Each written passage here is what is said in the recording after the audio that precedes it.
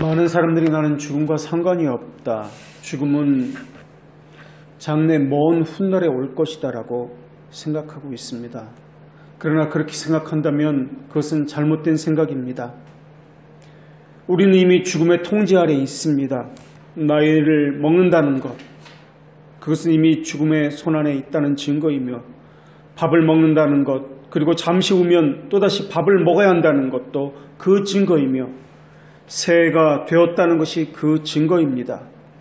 새해가 되었다는 것은 새날을 맞았다는 의미이기도 하지만은 이미 죽음을 향해서 그만큼 더 가까이 나아왔다라는 의미입니다.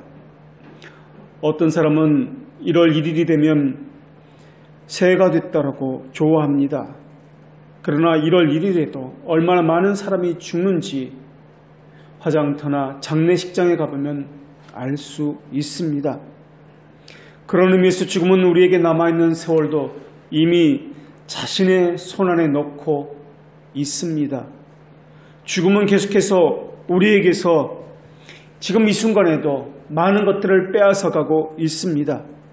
어떤 사람에게 새해라는 것은 기쁘고 즐겁고 기다려지는 일이겠지만은 신자에게 새해는 세월을 아끼라는 더욱 긴박한 책망의 소리로 들려집니다.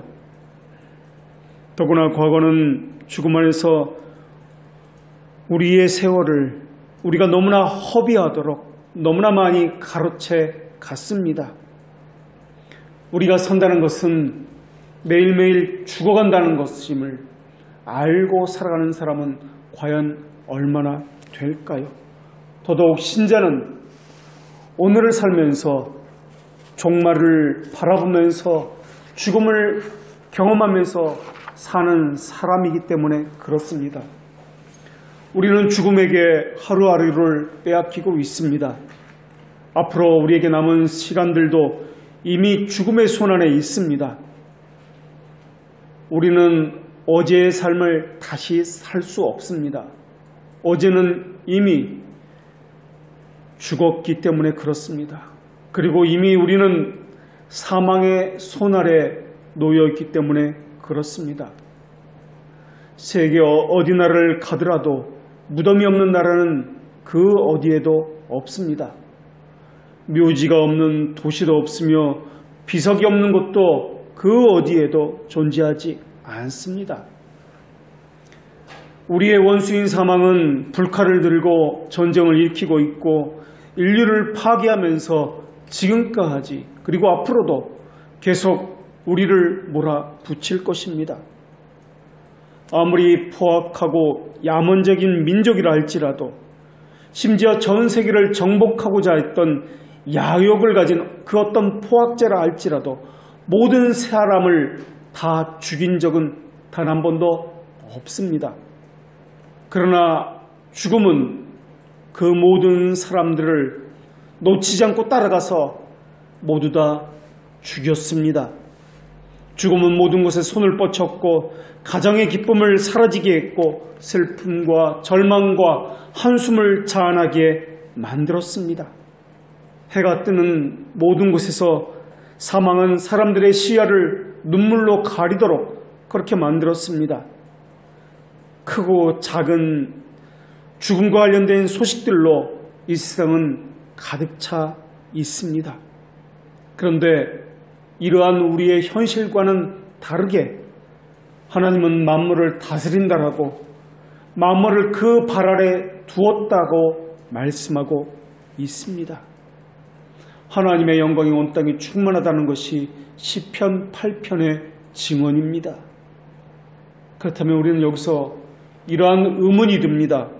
하나님의 영광이 온 땅에 충만하다면, 하나님이 모든 것의 주인이다면 오늘 본문에 하나님의 왕이라고 기록해야 하는데 왜 사망이 왕 노릇하고 있다라고 증언하고 있느냐 하는 것입니다. 이것은 도대체 무슨 의미입니까? 하나님께서 모든 것을 하나님의 발 아래 두었다면 사망도 모든 악한 것도 하나님의 권세 앞에 무릎을 꿇어야 되는 것 아니겠습니까? 성경을 통해서 보면 죽음은 죄에 대한 형벌로 우리 가운데 들어온 것입니다. 사망이 왕노릇한다는 말은 우리의 생명이 끊긴다는 말이기도 하지만은 사람들이 모두 아담의 죄에 참여한다는 말입니다. 그래서 이것은 하나님의 택하신 백성에게 구원과 관련되어서 나타납니다. 하나님께서 왕으로 실질적으로 지배하는 것은 하나님이 택하신 교회입니다. 그렇다면 다른 만물은 하나님께서 지배하지 않느냐 하는 의문이 들 수 있습니다. 그런 뜻이 아닙니다. 하나님은 원수를 심판하실 때까지 그들을 잠시 동안 내버려 두신다는 뜻입니다.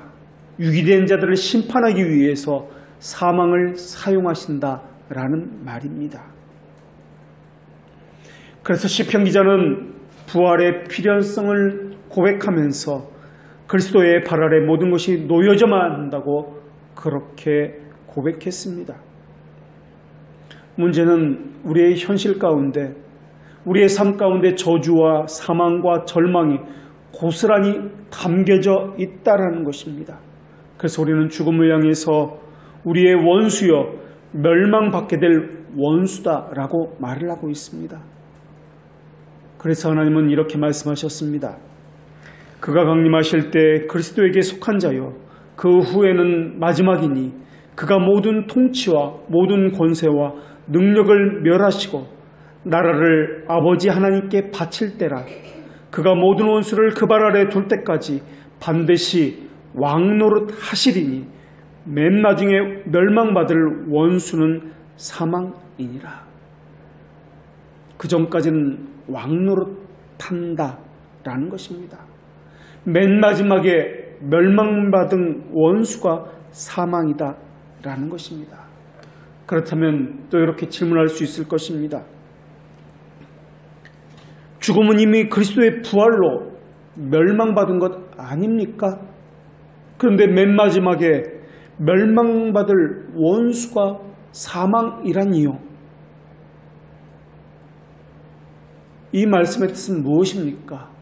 그렇다면 예수님의 죽음과 부활은 아무런 소용이 없는 것입니까? 이 말씀의 뜻은 하나님의 백성에게 죽음은 더 이상 숙명적일 수 없는 방법으로 멸망받았지만은 죽음이 그들에게 고통의 원인이 되는 그런 방법으로 해결되었다라는 것은 아니라는 말씀입니다. 우리 안에 성령께서 계시어서 생명을 주관하시지만은 우리는 아직 죽을 육체를 가진 것이 사실입니다. 죽음이 틀림없이 우리 안에 거하고 있지만은 이미 죽음은 우리를 지배할 통치권을 갖지 못했다라는 말입니다. 모든 것의 통치권자는 예수 그리스도이십니다. 사망이 비록 우리 가운데 남아서 우리에게 영향력을 끼치고 있지만은 영원한 통치권자가 아니다라는 말입니다. 맨 나중에 멸망받을 원수가 사망이라는 말은 사망이 가진 영향력까지 맨 마지막에는 하나님께서 거두어 가시겠다라는 말입니다. 눈물을 식히고 수치를 제하여 버리시고 절망을 우리 가운데서 다 제하여 버리시고 완전한 왕이신 예수 그리스도의 통치가 그때는 완전히 이루어진다라는 말입니다. 그러나 그 전까지는 사망은 우리 가운데 여전히 남아있어서 영향력을 미치고 있다라는 말입니다. 사망은 우리의 원수입니다. 그러나 우리의 통치권자는 아닙니다. 다만 아직도 남아서 우리에게서 영향력을 끼치고 있을 뿐입니다. 그리고 우리는 태어날 때부터 사망을 원수로 삼고 태어났습니다. 죄가 왕노릇한 것은 아담의 타락으로 말미암아서입니다. 죄가 들어왔고 죄의 열매로 사망이 들어왔습니다. 그 죄가 왕노릇하면서 인간을 다스리기 시작한 것입니다. 사실 사망이 인간의 왕노릇을 하고 있지만 사망은 원래부터 우리 가운데 있었던 자가 아니었습니다. 어느 날 슬그머니 몰래 들어온 이방인이었습니다. 이 이방인은 몰래 들어와서 온 만물을 부패케 만들었고 질서를 엉클어뜨렸으며 창조 세계를 타락시키게 만들었습니다.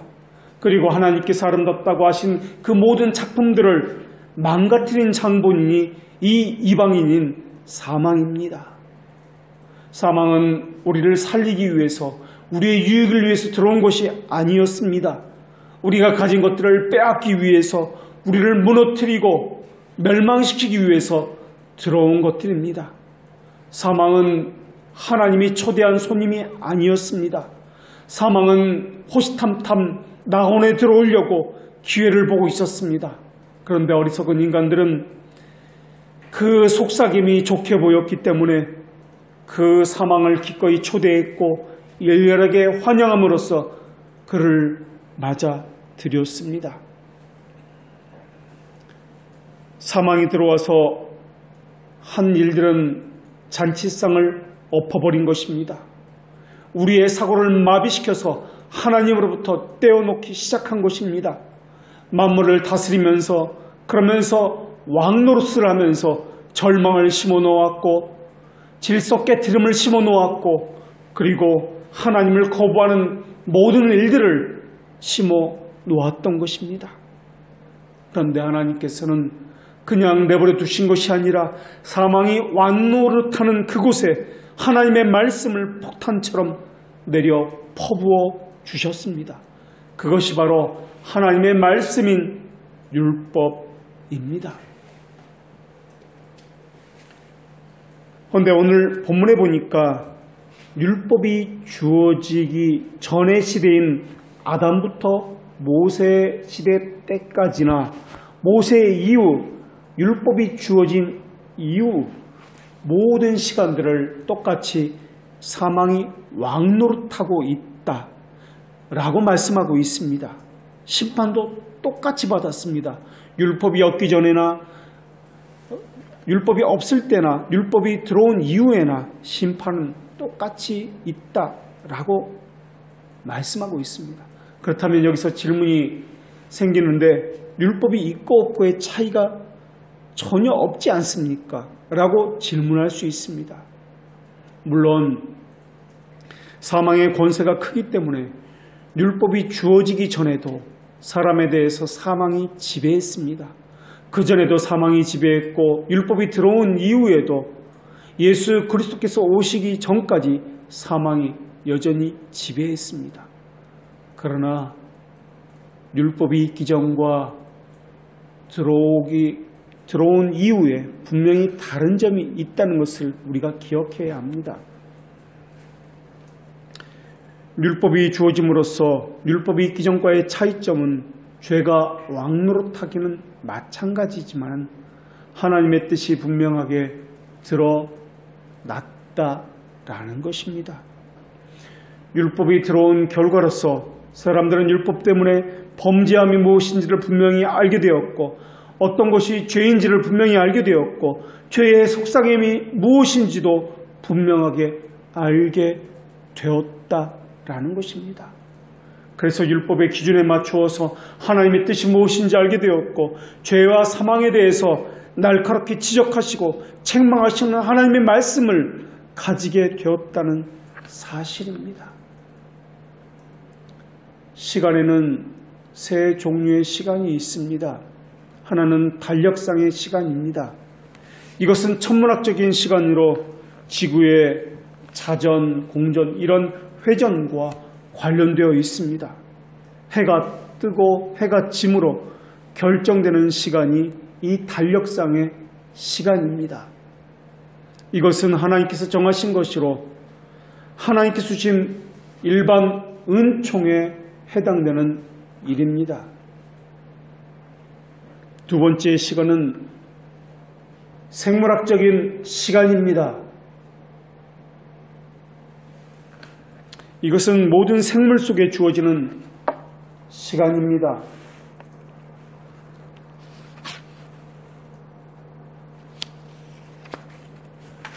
철새가 옮겨가고 연어가 이동하면서 알을 낳고 사람이 태어나고 죽어가는 시간입니다.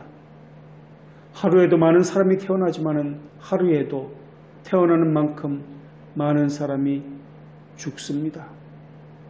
달력의 시간을 객관적인 시간이라고 한다면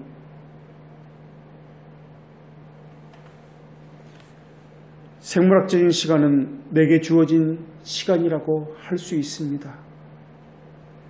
그런데 이러한 시간의 개념 말고 다른 종류의 시간이 있습니다. 그것은 하나님의 시간입니다. 내게 주어진 시간이 제한적인 데 비해서 하나님의 시간은 제한적이지 않다는 점에서 인간의 이해를 초월합니다. 내게 주어진 시간을 사용하는 것은 우리 자신이지만은 하나님의 시간을 움직이시는 분은 하나님 자신이십니다. 그러나 우리는 우리의 시간을 가지고 하나님의 시간에 참여할 수 있습니다. 그것을 우리는 구원이라고 이야기합니다. 하나님의 시간을 산다는 것은 시간 생활을 무시하라는 뜻이 아니라 하나님이 누구인지 바르게 알고 하나님께서 나를 이 땅에 보내신 이유가 무엇인지 생각하며 살라는 말씀입니다. 하나님께서 우리에게 시간을 주신 것은 먹고 살기 위해서 이 땅에 보내진 것이 아닙니다.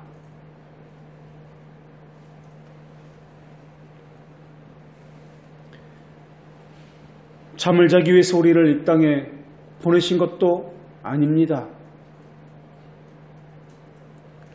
돈을 벌기 위해서 춤추고 놀기 위해서 하나님께서 이 땅에 우리를 보내신 것도 아닙니다. 이러한 모든 것들은 하나의 목적을 수행하기 위한 부분적인 수단에 불과합니다. 천명을 모르는 사람은, 하늘의 뜻을 모르는 사람은 이 부수적인 것을 마치 자신의 인생의 최대 목적인 것처럼 그렇게 알고 생활할 뿐입니다. 이런 사람을 향해서 하나님이 없이 사는 사람이라고 말을 합니다. 17세기의 청교도 제르마이어 보로스라는 사람은 누가 세상을 사랑하는 사람인가 라는 글에서 세상 근심 걱정이 마음에 가득한 사람이 하나님이 없는 자이며 세상을 사랑하는 사람이라고 그렇게 이야기했습니다. 그는 이렇게 말을 합니다. 세상을 사랑하는 사람은 무엇을 먹을까, 무엇을 마실까, 무엇을 입을까, 어떻게 나와 가족이 먹을까, 나는 앞으로 어떻게 될까, 나는 지금은 건강하지만은 앞으로는 어찌 될까, 늘 걱정을 하면서 사는 사람이라고 이야기했습니다. 마음속에 온통 근심과 걱정이 가득하고 세상 것에 대한 생각에서 벗어나지 못한다면 그것은 곧 세상을 사랑하는 사람이라는 증거다라는 것이 그의 증언이었습니다. 마음의 근심과 걱정을 일으키는 요인은 크게 두 가지입니다. 하나는 언제 우리가 불어낼지 모른다는 두려움에서 비롯됩니다. 이것이 바로 사망이 주는 생각입니다. 영의 생각은 생명과 평안을 줍니다. 그러나 육의 생각은 사망을 가져다 줍니다. 육의 생각은 혹시라도 실패하면 크게 우리는 불행해지고 말 거야. 그러한 일들이 우리에게 일어난다면 어떻게 해야 하지? 그때는 우리는 아무것도 할 수 없을 거야 라는 식으로 미래의 것을 미리 앞당겨서 걱정을 합니다. 그리고 다른 하나는 다른 낙심을 확실히 예방할 수 없다는 두려움을 해서 비롯되는 그러한 요인을 가지고 있습니다. 내가 앞으로 불행일 것이 뻔한데 그런 일을 방지할 수단이 턱없이 부족하구나, 미약하구나, 믿고 의지할 것이 내게는 전혀 없구나, 결국 우리는 불안하게 되겠지 라는 생각입니다. 세상의 것을 사랑하는 사람은 세상 일에 대한 근심과 걱정을 잠시도 떨쳐버리지 못합니다. 그러한 사람들은 세상의 것을 좋게 여길 뿐입니다. 낙심할 일이 생기면은 이제는 망했구나 주저앉아 버리고 맙니다. 그들은 재산이나 명예나 직장이나 외적인 위로의 수단 잃는 것을 두려워합니다. 자신과 가족을 부양할 수단이 확실하지 않다고 생각하면 늘 그것에 몰두합니다. 성경은 그 사람과 그 가족을 하나님께서 보살핀다고 약속하셨지만 그 사람은 안타깝게도 그것을 믿지 않습니다. 오히려 그런 약속을 향해서 가장 불확실하고 가장 연약한 수단이라고 생각을 합니다. 그들은 주여 우리를 불쌍히 여기소서라고 말은 하고 있지만 성경 말씀 외에 달리 믿을 것이 없는 상황을 가장 불행하다고 비참하다고 여길 뿐입니다. 그 사람에게는 사망이 왕노릇하고 있기 때문에 그러합니다. 그러나 하늘의 것을 사랑하는 사람은 다릅니다. 그들은 영의 것을 생각하기 때문에 세상의 모든 것이 내게서 사라진다 할지라도 크게 당황하지 않을 것입니다. 그 사람은 사업에 실패할 수도 있고 욥처럼 자기 가진 모든 것들을 강탈당할 수도 있습니다. 재산을 빼앗길 수도 있으며 또한 건강을 빼앗길 수도 있습니다. 그러나 그가 가진 주님은 빼앗기지 않는다는 그 소망은 여전히 그 안에 있을 것입니다. 모든 것이 사라져도 나는 주님에게서 위로를 받을 것이며 최악의 상황이 닥친다 할지라도 나는 주님과 함께 할 것이다라는 그 소망은 여전히 그에게 있을 것입니다. 재산을 모두 투자한 사람은 혹시나 나쁜 소식이 들려오지 않을까 매우 근심합니다. 이처럼 세상에 모든 위로와 모든 재산을 쌓아둔 사람은 그에게는 그것이 유일한 분깃이기 때문에 그것을 빼앗기면 그것이 끝이라고 생각합니다. 그러나 경건한 사람은 모든 소망을 주님께 두었기 때문에 그들은 영원히 빼앗기지 않을 주님을 가지고 있었기 때문에 그들은 늘 소망하며 늘 위로를 받으며 늘 모든 만족을 주님에게서만 얻기를 바라고 있습니다. 그래서 경건한 사람은 외적인 상황이 불확실할 때에도 내가 너를 버리지 않을 것이다. 너의 모든 근심과 걱정을 내게 맡겨라. 내가 너를 돌보시리라는 말씀을 그 약속을 굳게 붙잡습니다. 그 사람은 약속을 확실한 도움의 수단으로 간구합니다. 어떤 불행이 닥치든지 딛고 설 약속이 그에게 있기 때문에 근심 걱정에 마냥 치우치지를 않습니다. 그러나 세상을 사랑하는 사람들은 자신을 도울 사람이 다 사라지고 나면은 모든 것이 끝장이라고 생각합니다. 그래서 그 사람의 마음에는 근심과 염려가 가득 찰 수밖에 없습니다. 그러나 신자는 생물학적인 시간 안에도 살고 있지만은 하나님의 시간 안에 사는 사람들을 향해서 신자라고 부르고 있습니다. 그래서 오래 참고 견디며 그래서 동시에 소망을 가지고 살 수밖에 없습니다. 물론 바울도 고백하기를 오라 나는 곤고한 자로다 라고 고백을 했습니다. 근심 걱정이 없을 수가 없겠으나 그러나 그것은 잠시뿐입니다.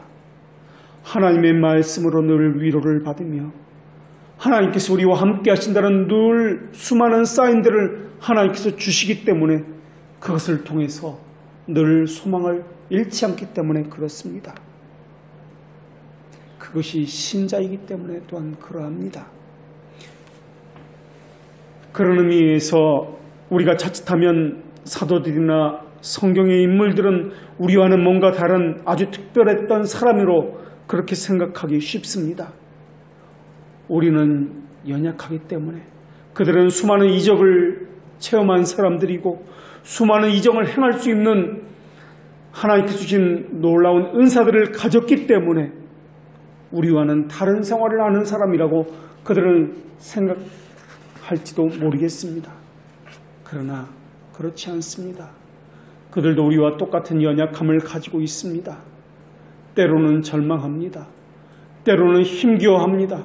때로는 죽을 것처럼 자살할 마음조차 먹었던 것이 그들의 삶이었습니다. 그러나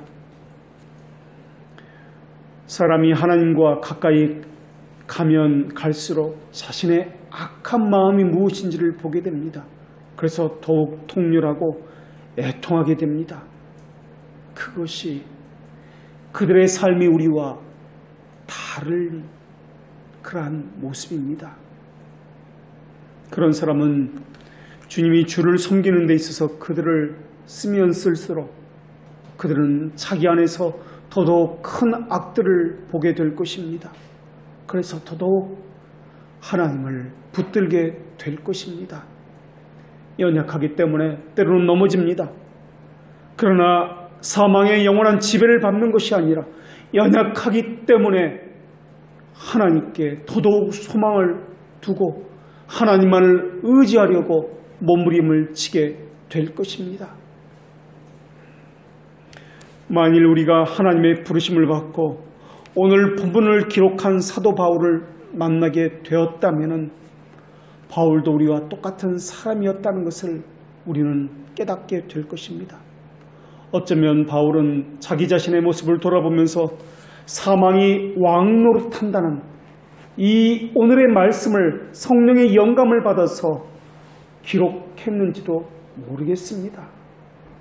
자기 자신 안에서 사망이 여전히 영향력을 끼치고 있다는 것을 눈물로서 체험하면서 오늘 본문의 말씀을 기록했는지도 모르겠습니다. 옛날 우리 신앙의 선배들은 결함이 없던 사람이 아니었습니다. 죄를 갖지 않았던 사람이 아니었습니다. 수시로 넘어졌던 사람이며 우리와 별 다를 바가 없는 연약함을 늘 가지고 살았던 사람입니다. 그렇기 때문에 그들이 도달했던 그 거룩함에 우리도 도달할 수 있는 것입니다. 그들을 그 높은 소명으로 불러주신 그 동일한 음성이 우리도 성도로 불러주셨기 때문에 그러합니다. 자신을 하나님께 가까이 거하도록 하는 성도는 하나님께서 우리를 이끄신다는 것을 알고 있습니다. 자기 자신의 힘으로 자기를 이끄는 것이 아니라 하나님의 자비하심이 우리를 늘 붙들고 있다는 것을 늘 알기 때문에 우리 자신에게 소망을 두는 것이 아니기 때문에 하나님에게 소망을 두기 때문에 그들은 사망의 손안에 늘 거하지 않습니다. 이에 신앙의 선배들이 우리보다 더 많은 진보를 이루었다면 물론 실제로 그러하기도 했습니다마는 우리도 그들의 본을 따를 수 있습니다. 정말 우리가 그렇게 된다면 얼마나 좋을까요? 우리도 그들과 똑같은 하나님의 빛을 가지고 있습니다. 하나님은 어제나 오늘이나 영원토록 동일하신 분이십니다. 그렇기 때문에 우리 신앙의 선배들이 누렸던 그 똑같은 은혜를 우리도 누릴 수 있다라는 것입니다. 잠시 잠깐 하나님을 떠나서 방황하기도 합니다. 그러나 하나님의 백성은 영원히 방황할 수 없습니다. 그리스도께서는 우리 가운데에서 조금씩 하나님과 영원하도록 이끌어 주실 것이기 때문에 그러합니다. 우리 신앙의 선배들은 예수님과 함께 그리고 하나님을 향해서 하나님의 영광을 위해서 함께 살았습니다. 그리고 예수님을 향해서 조금씩 닮아갔습니다. 우리도 마찬가지일 것입니다. 우리도 옛 성도들처럼 그렇게 될 것입니다. 그것을 아담도 바랬을 것입니다. 아니 성경의 인물 모두가 그것을 바랬을 것입니다. 여전히 죄를 짓고 있는 그들 자신이 말입니다. 그래서 오늘 본문에서 언급하고 있는 아담에게 있어서 오실 자는 바로 예수 그리스도였습니다. 오실 자라고 하는 것은 앞으로 재림하시는 분을 말하는 것이 아니라 사망의 왕노릇에서 자신을 벗겨주실 실제 만군의 왕이신 예수 그리스도를 의미합니다. 오늘 본문에서 아담은 오실 자의 모형이라고 하고 있습니다. 예수님이 아담의 모형으로서 오신다는 말이 아니라 인류의 시작을 알린 것이 아담인 것처럼 새로운 창조를 알리시는 분으로 오시는 것이 예수님이다 라는 말입니다. 이 말씀은 또 아담으로 인해서 처음으로 죄와 사망이 들어와서 왕노릇하게 된 것처럼 예수님을 통해서 처음으로 생명과 의와 진리가 들어와서 왕노릇한다라는 말입니다. 이 말은 누구든지 아담에게 연합되어서 죄의 노예가 되었다면 누구든지 예수님에게 연합되어서 생명과 의와 진리의 길을 걷게 되었다라는 말입니다. 그래서 오늘 본문은 대표와 연합의 원리로서 말씀하고 있는 것입니다. 예수님의 속죄는 이미 끝났습니다. 사망이 가진 통치권도 이미 빼앗겼습니다. 그러나 사람들이 그리스도께 인도되어지는 데 들여지는 고난은 아직 끝나지 않았습니다. 이것을 위해서 순교자들이 우리 신앙의 선배들이 피를 흘리며 죽어갔던 것입니다. 우리 주님도 그리스도의 남은 고난을 부탁하시면서 그것을 주님의 몸된 교회에 채우라고 말씀하셨습니다. 그것은 그리스도의 고난이 부족하다는 뜻이 아니라 그리스도의 사역에 동참하라는 뜻입니다. 그리고 우리에게는 택하신 교회를 세우는 데 필요한 고난의 분량이 있다라는 말씀을 해 주시는 것입니다. 주님의 축복은 환상이 아니라 현실입니다. 그러니 현실로 처리해야 합니다. 하나님께서 우리에게 세워놓으신 위치를 생각해 보십시오. 그 자리에서 감내해야 하고 고난을 받아야 할 것이 무엇인지 생각해 보십시오. 주님이 누구시며 그분이 어떤 일을 행하셨는지 우리에게 알게 하셨습니다. 그분은 말씀하시기를 볼지어다 내가 세상 끝날까지 너희와 항상 함께 있으리라고 말씀하셨습니다. 그 약속은 헛된 말씀이 아닙니다. 그것을 믿으시고 그 말씀에 합당하게 행하여야 합니다. 그리스도의 밝으심을 항상 느끼지 못한다 할지라도 사망이 우리 안에서 왕노릇하면서 영향력을 여전히 끼치고 있다 할지라도 우리는 우리의 통치권자는 사망이 아니라 예수 그리스도이기 때문에 우리의 소망은 예수 그리스도에게 두어야 할 것입니다. 우리가 놓인 처지는 근신함과 의로움과 경건함으로 이 세상에 사는 것입니다. 복스러운 소망과 우리의 크신 하나님 예수 그리스도의 영광이 나타나심을 기다리는 것입니다. 동시에 우리는 지금도 속으로 탄식하면서 몸의 구속을 기다리고 있습니다. 그렇기 때문에 그것이 완성될까지 필요하여서 우리의 길을 돌아가거나 우리의 위치를 버리는 일이 없도록 비상한 인내심을 가지고 모든 것을 견뎌내야 할 것입니다. 신령한 사람에게 있어서 세상적인 생각을 가진 사람은 추악한 친구일 뿐입니다. 새로운 생각과 느슨한 생각, 습관들과 신령하지 못한 이야기를 가진 사람들을 사귀는 것은 정말 불편하고 고통스러운 일이 될 것입니다. 그렇기 때문에 우리는 죄 가운데 있을수록 더더욱 매진하여서 하나님께 소망을 가지고 말씀으로 가까이 나아가야 합니다. 자신을 말씀으로 정결해야 하며 우리 주위를 돌아보면서 말씀으로 또한 친분관계를 정결하게 해야 합니다. 그렇지 않고 사망의 영향력 아래 내버려 둔다면 반드시 악은 더욱 번창하게 될 것입니다. 이 말은 강조해도 지나침이 없을 것입니다.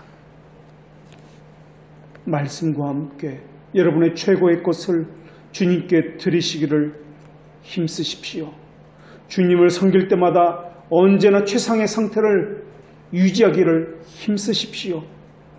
그분의 뜻을 행하는 모든 선행에서 여러분이 완전하게 만드시기를 기도하십시오. 여러분은 여전히 죄의 영향력 가운데 있을 것입니다. 그래도 여전히 주님께 소망을 두십시오. 그리고 주님께 여러분 자신을 산 제사로 드리시기를 소망하십시오. 산 제사는 자신의 몸의 모든 것을 드리는 것인지 일부분만 드리는 것을 말하는 것이 아닙니다. 절대로 하나님 앞에 차선의 것을 내어놓지 마십시오. 그리스도를 위하여 할 수 있는 최고의 것을 언제나 유지하십시오. 여러분의 삶 전체가 여러분에게 가장 최고의 수준이 되도록 늘 그렇게 힘쓰십시오.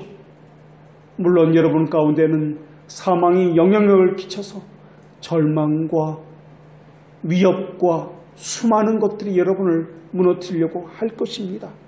그러나 여러분의 통치권자는 사망이 아니라는 것을 기억하십시오. 할 수 있는 한 최선을 다해서 가장 능력 있는 방식으로 말씀과 가까이 하면서 하나님께 소망을 두고 하나님만을 바라보십시오. 하나님만을 바라본다는 것은 하나님의 자비하심만을, 긍휼하심만을 바라본다는 뜻입니다. 두 번째 살필 것은 아담과 다른 죄가 있다는 본문의 말씀입니다. 오늘 본문에는 두 가지 죄에 대해서 비교하는 부분이 나옵니다. 아담의 범죄와 같은 죄를 짓지 아니한 자다라고 하면서 아담이 지은 죄와 다른 죄가 있다는 것을 말씀하고 있습니다. 그렇다면 아담이 지은 죄가 무엇입니까? 그리고 아담이 지은 죄와 다른 죄는 또 무엇입니까? 오늘 본문에 보니까 아담의 지은 것을 죄가 아니라 범죄다라고 말씀하고 있습니다. 죄라는 단어와 범죄라는 단어는 성경에 보면은 원어로 다른 단어를 사용해서 다른 의미로서 사용하고 있습니다. 죄라는 단어는 하마르티아라는 단어를 사용합니다. 그리고 범죄라는 이 단어는 파라파시스라는 단어를 사용합니다. 그렇다면 죄와 범죄의 차이가 무엇입니까? 이것은 율법과 관련되어 있는데 고의성이 있느냐의 차이입니다. 범죄는 실수로가 아니라 의도를 가지고 하나님의 계명을 어긴 죄를 의미합니다. 분명히 하지 말라고 했는데도 불구하고 고의성을 가지고 범한 것, 이것을 범죄다라고 하는 것입니다. 그래서 아담에게 계명을 어겼다는 측면에서 범죄라고 오늘 본문은 분명하게 기록하고 있습니다. 그 죄로 인해서 우리는 죄의 경향성인 원죄를 가지게 된 것입니다. 그런데 어떤 사람은 이렇게 말을 합니다. 아담으로 말미암아서 죄가 우리 가운데 들어온 것 아닙니까? 그것을 보면은 죄를 짓는 것은 내가 아니라 내 안에 있는 아담의 죄가, 원죄가 죄를 짓는 것 아닙니까? 결국 왕노릇하는 사망의 죄를 짓는 것이지 내가 죄를 짓는 것이 아닙니다. 이렇게 질문하는 사람이 있습니다. 그러나 그렇지 않습니다. 아담으로 말미암아 원죄를 가지고 태어났지만 죄를 짓는 것은 아담 때문에 죄를 짓는 것이 아니라 본인 스스로 죄를 짓는 것입니다. 칭의를 믿었기 때문에 이제 우리는 죄와 아무 상관이 없다는 태도는 그릇된 태도라고 우리가 이미 배웠습니다. 이러한 사람들은 이제 자기가 지은 죄는 자기가 지은 죄가 아니라 자기 속에 거하는 죄가 지은 것이기 때문에 자기 책임이 아니다라고 말을 하면서 나는 더 이상 죄를 짓더라도 책임이 없다라고 말을 하는 어느 이단자들의 그러한 변명과 마찬가지입니다. 이러한 생각은 영은 범죄하지 아니하고 육체가 범죄한다는 이원론적인 발상이고 이것은 죄를 물질로 여기는 영지주의자들의 생각입니다. 그리스도는 죄인은 사랑하시나 죄를 사랑하시는 분이 아닙니다. 그리스도는 우리의 유일한 중보자이시나 죄에 대해서 지지하시는 분이 아닙니다. 내가 인식했기 때문에, 내가 믿었기 때문에 구원을 받는 것이 아닙니다. 그렇기 때문에 구원에 있어서도 중세 철학자 안셀무스와 같이 무엇 때문에 무엇을 내가 한다라는 개념을 갖지 말아야 한다라고 우리가 이미 배웠습니다. 그것과는 반대로 던스 스코투스가 말한 것처럼 하나님의 기쁘신 뜻 외에는 다른 이유가 없다라고 우리가 생각해야 합니다. 우리에게서 조건을 찾지 말라라는 것입니다. 이것이 칼빈의 입장이고 우리 개혁신학의 입장입니다. 우리에게서 나타나는 가시적인 현상을 가지고, 이적을 가지고, 치유를 가지고 우리에게 믿음이 있다 없다 판단하지 말라라는 것입니다. 우리에게서는 그 어떤 조건도 찾을 수 없습니다. 조건이 있다면 하나님께서 우리를 불쌍히 여기시는 것, 하나님의 자비하심 외에는 없습니다. 우리에게 믿음이 있다면 그것은 하나님의 선물이며 하나님께서 우리를 불쌍히 여기셔서 주신 하나님의 자비로움에서 비롯되는 것입니다. 거짓 평안의 잠을 자는 것에서 깨어나야 합니다. 우리가 이러한 상황부터 직시해야 합니다. 우리는 늘 절망합니다. 우리가 하나님을 바라볼 수 있었던 것은 우리에게서 나오는 것이 아닙니다. 우리가 하나님을 붙들기 때문에 나온 것이 아니라 하나님께서 여전히 우리를 붙들고 있다는 증거입니다. 우리는 사망을 왕으로 섬겼던 사람입니다. 우리는 골짜기의 마른 뼈와 같이 이미 죽었던 사람들입니다. 그리고 아직 우리 안에는 사망이 영향력을 가지고 있습니다. 하나님의 진노를 촉발시키는 죄를 잔뜩 가지고 있는 것이 우리입니다. 우리는 죽을 때까지 여전히 그 자리에서 죽음의 영향력 아래 있을 것입니다. 심지어 하나님의 권세에 도전하는 죄를 가지고 있습니다. 하나님을 섬기를 거부하는 죄를 가지고 있습니다. 더군다나 하나님은 높으시고 자비로운 분이기 때문에 여전히 우리 죄에 대해서 참으셔야 한다라고 우리는 생각하는 교만의 죄까지 가지고 있습니다. 반복해서 죄를 지으면서도 하나님은 자비하시기 때문에 극악무도한 죄인까지도 당장 교수대에 처형하지 않을 것이다 라고 하는 그러한 생각으로서 교만의 죄까지 저지르고 있습니다. 마치 여러 가지 선한 일로 너희에게 보였거늘 너희는 나를 돌로 치려 하느냐 라는 예수님의 말씀처럼 주님 앞에서 돌을 들고 선 사람들처럼 그렇게 하나님을 향해서 대적하는 자들로 우리는 서 있습니다. 우리는 위선자들입니다. 죄가 가득한 자들입니다. 하나님께서 우리를 불러주셨고 하나님께서 우리를 믿음으로 이끌어주시지 않았다면 우리는 여전히 사망의 종로를 타고 있을 것입니다.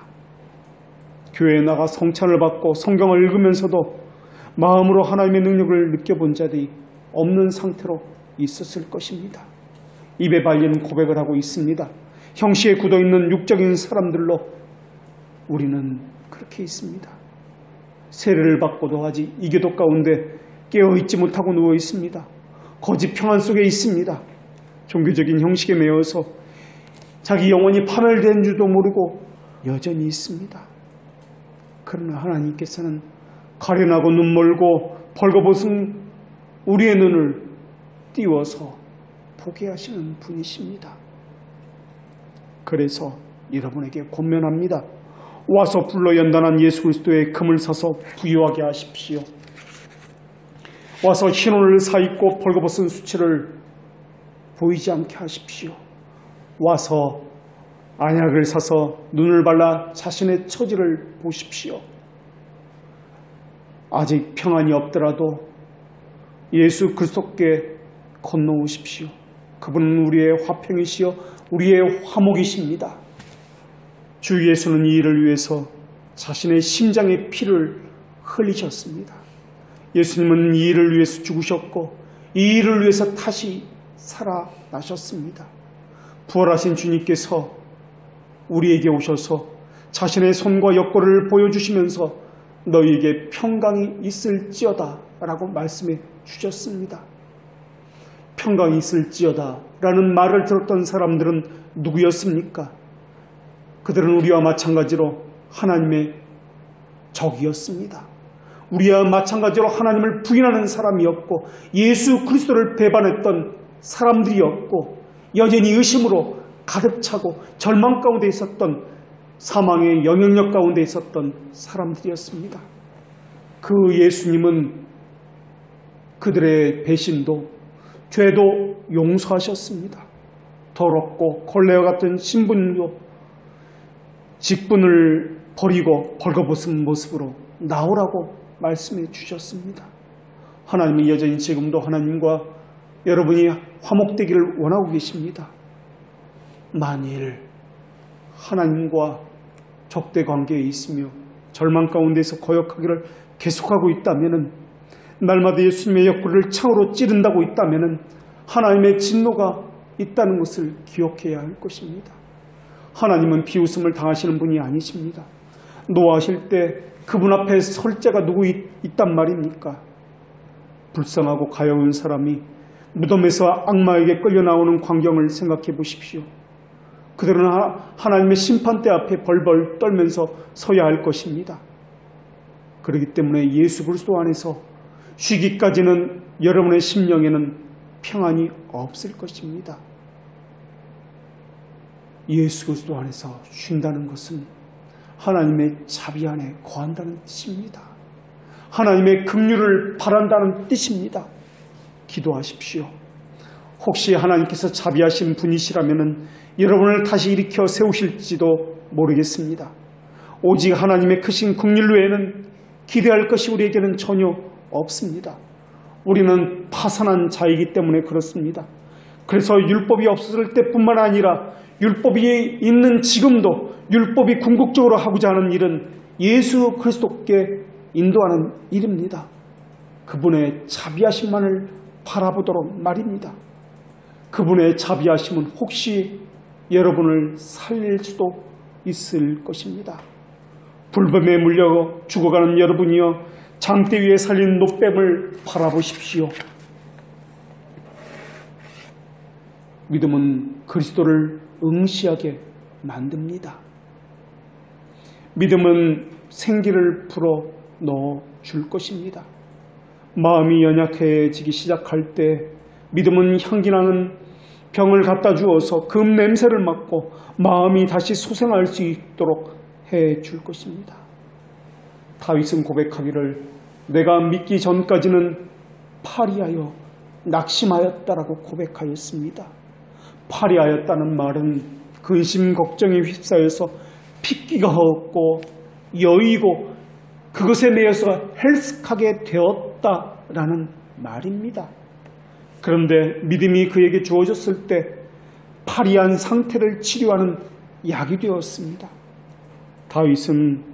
다윗의 염려와 걱정을 치유의 약으로서 믿음을 받았습니다.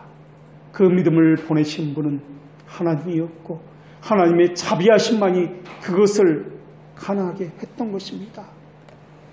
우리는 지금 둘 중에 하나, 자기에게 낙담하느냐 파리해지느냐, 둘 중 하나를 선택해야 할 판입니다. 그러나 믿음은 그리스도를 구하는 사람에게 큰 도움을 줄 것입니다. 믿음은 소망을 줄 것이며 절망한 영혼에게 생기를 줄 것이기 때문에 그렇습니다. 사망을 물리치며 원수의 손에서 우리를 구원해내는 것도 믿음이 하는 일입니다. 믿음은 힘을 더하여 줄 것입니다.